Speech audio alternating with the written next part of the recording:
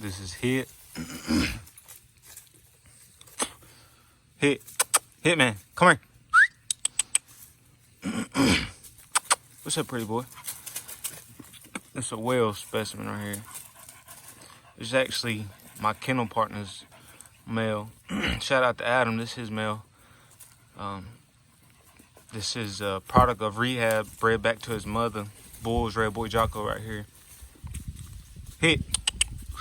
Come here. And if you can see the legs on that man. Looking good, looking good. What's up, boy? I just got done taking him for a walk, but I want to talk, this video, I want to talk about a little bit about breeding for, you know, people that's getting into it, or even people that, you know, got dogs and looking to better ways to breed, or you know, just information about breeding dogs, or breeding these dogs anyway. And in breeding these dogs, there's, you know, tens of ways that you could breed these dogs. And, you know, whatever way you breed your dogs, you know, that's fine with me.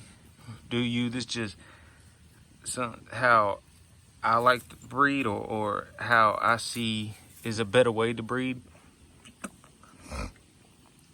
And the reason I say there's a bunch of ways to breed is because I see people that'll take their best female to their best male, and then take the best pup out of that litter and take it to another best, and then take it to another best, without regards of, you know, the lines, or if they can reproduce themselves, or, you know, how they're producing, or temperament, or anything. They're just taking best to best, best to best, best to best. And in my opinion, that's not the way to do it. If you're taking best to best and best to best, you're going to end up with a scatterbred dog, or you're going to end up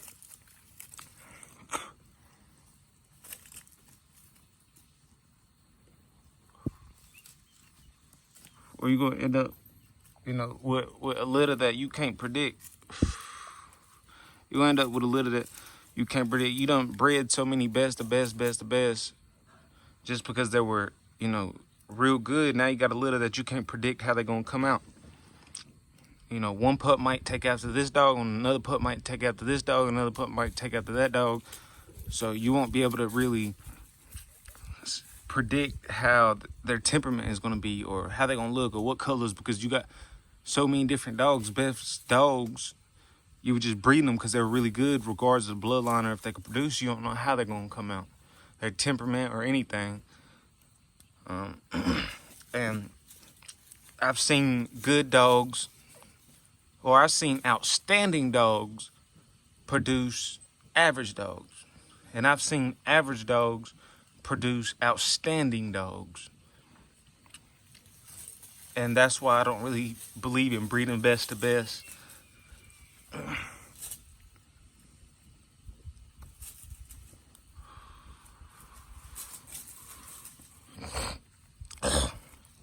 And another thing is, when you're breeding these dogs, man, don't breed the hell out of them. Don't breed this to that, and that to this, and this and that, and this and that, because then you're going to have all kinds of shit. And say you were breeding so much you didn't like this litter, so now you passing them pups out because you don't like the way they became. So now there's dogs out there that, you know, ain't a true representation of this, because you didn't know what you were doing. And now they're out to the public, and people are saying, you know, I got a pit bull. Well, yeah, you got a pit bull, but when they bred that dog, there was no intent of, maybe there was an intent, but there was no knowledge on how he was bred. So now you don't know how that dog's temperament is going to be, or, you know, maybe that the two lines that they cross don't work good together. You know, and maybe that's why they got rid of the pups, because the lines didn't connect. The way I say to breed is you always need to out.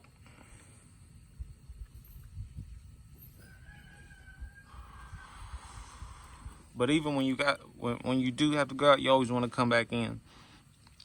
You know, and when I say come back in, you don't necessarily have to inbreed, or nothing like that. If you, for example, if you got a bulldog and you outcross to a Jeep dog, you know, now you got a 50-50 cross. You either want to go back to the Jeep stuff or the bull stuff, whichever one you like, whichever one you prefer.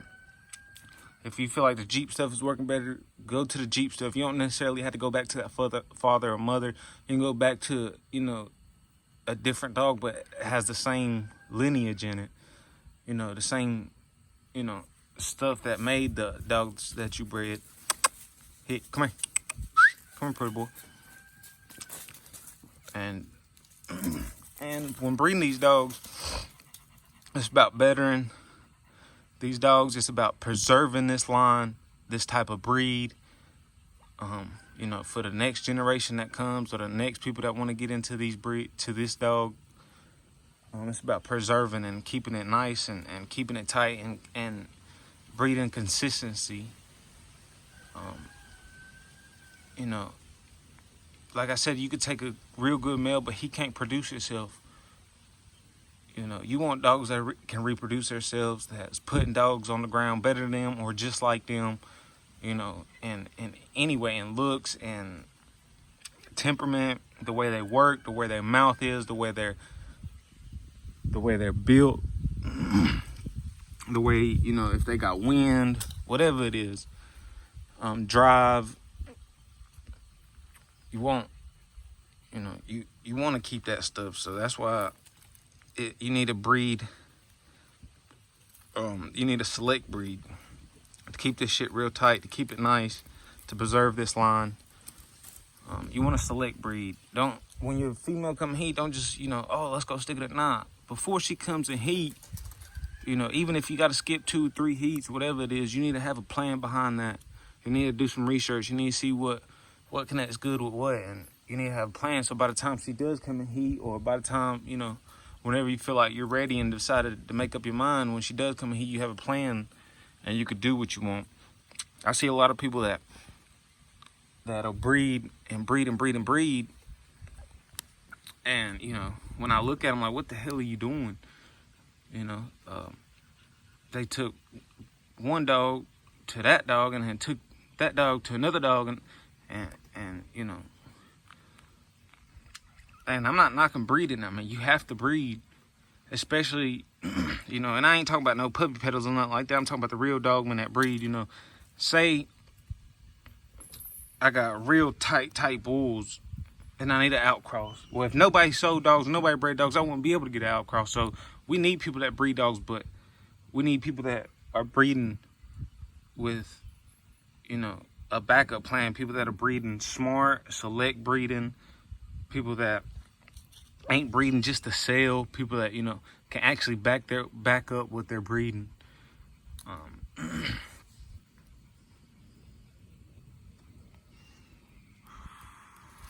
Like I said, consistency. Y'all see my videos.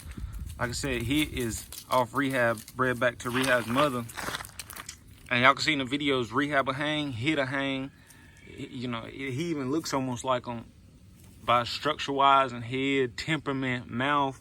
You know, both hit and rehab are mouth dogs, man. Whatever they got their mouth, whatever they see, they gotta have their mouth on, sun up to sundown.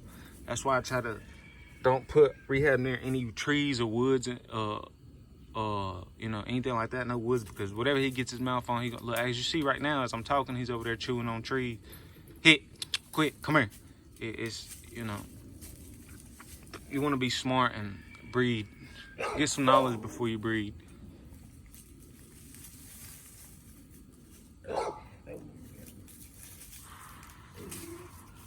And I like to keep my stuff tight. You don't have to keep your stuff tight, but don't be out here breeding scatterbred dogs, which I ain't got nothing against scatterbred dogs, but if you got a scatterbred dog, I feel like you're not preserving that line, or any line for that matter. Because if you got a scatterbred dog, say he's got, you know, 6-7 different bloodlines in him, we'll make an example. One's Jeep, one's Red Boy, one's Bulls, you know, one's Hammonds, whatever the case is. Now you got a dog with 6-7 different bloodlines. Well, you ain't preserving any of those bloodlines because it's all watered down. You ain't preserved the Jeep line, or you ain't preserved the Bulls line, or you didn't preserve this and that line because you know, it's not tight on that. You got such of an outcross and scatterbred dog that you can't say this is a Jeep dog or this is this dog or this dog, because he's not. He's a scatterbred dog, man. He got hella shit, and then you're gonna keep breeding. It's gonna end up washing that, watering it down and washing that blood away, and that's not what we want. We want to preserve this type of dogs and this type of breed. Like I said, he's a heavy Red Boy Jocko Bulls dog, and you know, and he's kind of young too. He's about 1.5 years. We got some plans with him too, but it probably won't be anytime soon. Probably when he's around 3 years old or something. We'll see. Like I said, this is my kennel partner's dog. But that's just a little bit about breeding, and how you should breed and what works. And don't think just because this dog is good, that means to breed them. That's not what you want. You want dogs that's gonna represent that line perfect. You know, just because you got a good male and you breed him, and all of a sudden, you know, he couldn't represent. He couldn't, you know, he couldn't make himself. You know, he couldn't reproduce himself. So now you got, you know, you thought because he was good, he was gonna make good, but now he's not. And now what? A lot of people ain't gonna want him, or you know, the breeder probably is not gonna even want him. And that's why I take my time in breeding. That's why I don't breed much. I try to breed with a plan to make this better, to make this line better, to make them look better. You know, and you don't want to breed too tight neither. If you breed too tight,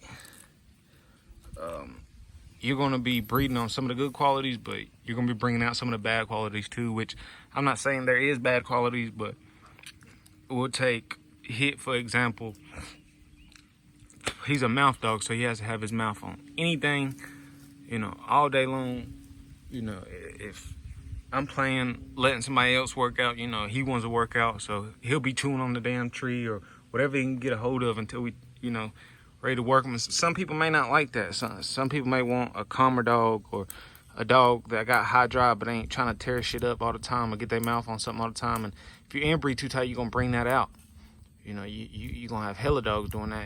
And to me, it doesn't bother me, but some people may take that as a bad quality. So if you keep inbreeding, line breeding him, that's what you're going to get.